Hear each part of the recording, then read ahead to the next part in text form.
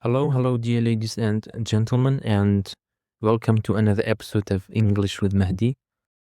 In today's lesson, we have another 8 English words that are very important. And actually, it's been a long time since I've done the last episode. Now I am so enthusiastic to launch another one. Let's get started, shall we? For the first word, we have compel. Compel. The stress is on the second syllable. Compel. Compel is a verb and it means to force or strongly persuade someone to do something, often because they have no real choice. Just keep in mind that persuade means if you want someone to do something willingly, but compel means forcing someone to do something. Now we have some synonyms for compel. The strongest one is force. And we have another ones like oblige, require, pressure. And now we have some common words that are usually used with compel. For example, compel someone to do something, be compelled by circumstances, morally compelled, legally compelled, and compelling reason, evidence, or argument. Now for the examples, we have the law compels drivers to wear seat belts. Poverty compelled him to leave school. She felt compelled to tell the truth. And another one, for example, the heavy rain compelled the villagers to leave their homes, even though they didn't want to. That's it, listeners. Now let's jump to another word that we have, which is last. Last. Last can be a verb, adjective, and an adverb. Actually, you might have known this word before as an adverb, but what I am curious about here is as a verb, which means to continue for a period of time, to note and quickly. Here you can just keep in mind that if something lasts, it continues until a certain period of time. Imagine that a candle burning, and if the flame stays on for a long time, it lasts. We have some examples for last, like the movie lasted 3 hours. The rain didn't last long. How long will the lesson last? Now let's combine last as a verb and as an adverb in one sentence. For example, the class lasted only 30 minutes, but it felt short because the last activity was fun. That's it, dear listeners. Now for the third word, we have involve. Involve. Involve has 2 syllables and the stress is on the second syllable. And it's a verb and it means to make someone or something part of an activity or process, or to make someone connected to a situation, often negative. For example, he was involved in the accident. Imagine a circle, for example, and if you pull someone inside and give them a role, you involve them. Now we have some similar words to involve, like include, engage, require, entail. And some common collocations, we have actively involved, deeply involved, involve students, parents, risks, and costs. Now for the examples, we have the game involves 2 teams. The teacher involved everyone in the activity. The plan involves some risks. Dear listeners, just keep in mind that include means to list or add, but involve means to include with participation. I mean, despite including someone or something, for example, you will participate with them. Another example, For instance, the teacher involved all the students in the project, even though it involved extra work and responsibility. That's it, dear listeners. And now for the fourth word, we have run. Run. Despite the fact that run means to move fast, it also means to manage or be in charge of something. Actually, to run something means to manage it or be responsible for it. Now we have some synonymous for this kind of meaning of run. For instance, we have manage, control, operate. For the common collocations, we have run a business, run a company, run a school, run a meeting, run a project, and run a country. Now we have some simple example sentences like, she runs a small shop. He ran the meeting confidently. They run the school together. And currently, as you might know, that America, Venezuela, and that's because the Venezuelan president is arrested by the US. That's run, dear listeners. And for the fifth word, we have toil. Toil. Toil. Toil is a verb. As a verb means to work very hard for a long time, usually in a difficult or tiring condition.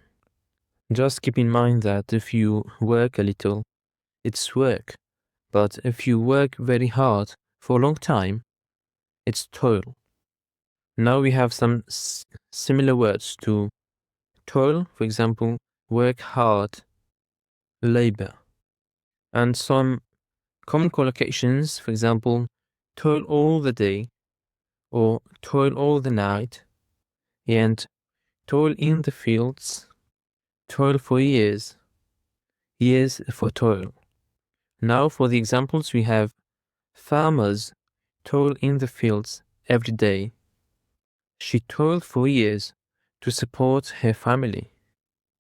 He is toiling to finish the project. And the last one, he toiled day and night to build a better future for his children. That's it. And now for another word, we have inhibit. Inhibit. The stress is on the second syllable, inhibit. Inhibit is a verb and it means to prevent, slow down, or stop something from happening or developing. Imagine that if something cannot move forward freely, it's inhibited. Or you can imagine a brake on a moving car. That brake inhibits movement of a car. For the synonyms, we have prevent, stop, limit, restrict, hamper. And for the collocations, we have inhibit growth or development, inhibit progress, inhibit learning, inhibit emotions, inhibit reaction. Now for the examples, we have fear can inhibit learning, lack of practice inhibits progress, and stress inhibited her performance. And the last one, his fear of making mistakes inhibited him from speaking in class, even though he knew the answers. Unfortunately. That's it, dear listeners. Now, let's jump on to another word, which is exempt. Exempt. Exempt. The stress on the second syllable, exempt. Exempt could be either a verb or an adjective, and it means to free someone from a role, duty, or payment that others must follow or do. Personally, I like this word very much. Dear listeners, it's my desired word. If everyone must do something, for example, but you don't, You are exempt at that time. Now we have some similar words to exempt, like free from, excuse, and release. And we have some common collocations like exempt from tax, exempt from duty, exempt from military service, and exempt student. Now for the examples we have disabled people are exempt from the fee. She was exempted from the final test. This product is tax exempt. And the last one, because of his high score, he was exempt from the entrance exam and started the course immediately. That's it, and now let's go to the last word that we have, which is suspend. Suspend. The stress is on the second syllable, suspend. Suspend is a verb and it means to stop something from happening for a short time. The meaning is very clear here. It means to temporarily stop or pause something. Now we have some synonyms for suspend, like pause, delay, interrupt, and defer. And some collocations like suspend judgment, suspend operations or activities, suspended animation. Now for the examples we have the student was suspended from school for a week. Construction was suspended because of the storm. A lamb was suspended over the table. The last one, due to the heavy storm, the festival was suspended. Decorations were suspended from the ceiling to keep them safe until it resumed. The second meaning of suspend in this sentence means to hang something. That's it, dear listeners. Now let's just wrap up the lesson by mentioning all the 8 words in one short story.